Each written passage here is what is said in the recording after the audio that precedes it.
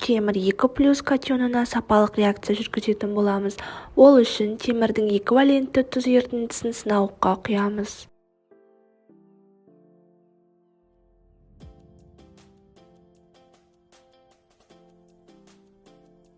Сондай мөлшерде натрий гидроксиді ерітіндісін сынауыққа құямыз.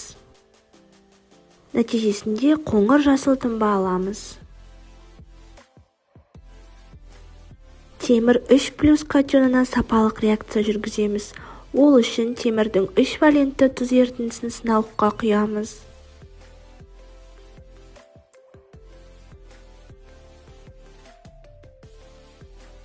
Сондай мөлшерде натрий гидроксидінің ерітіндісін құямыз.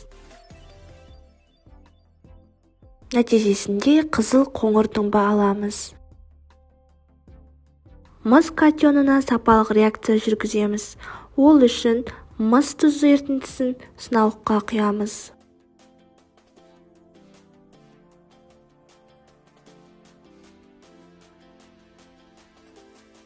Сондай мөлшерде натрий гидроксиді ерітіндісін құямыз.